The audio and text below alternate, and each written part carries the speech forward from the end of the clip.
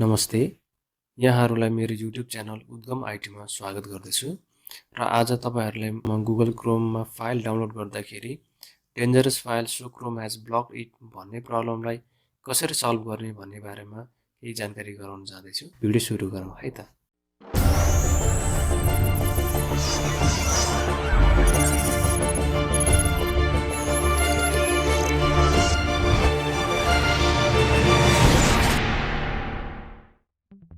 Google Chrome खोलौं।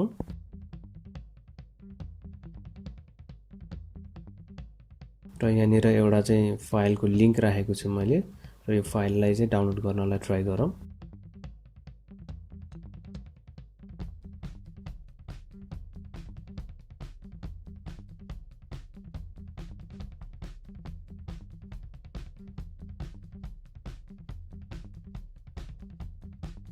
र यहाँ हेरिरहनु भएको छ, यसमा डाउनलोड एनीवेमा क्लिक गरौँ।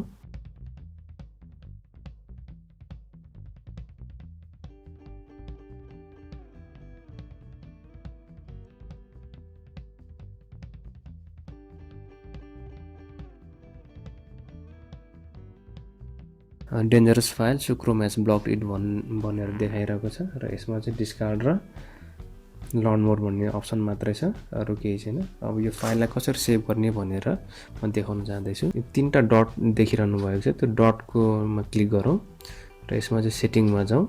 यहाँ सेटिङमा गइसकेपछि डेन्जर भनेर चाहिँ टाइप गर्नु होला यो सर्च बारमा र यसको मोरमा जानु होला।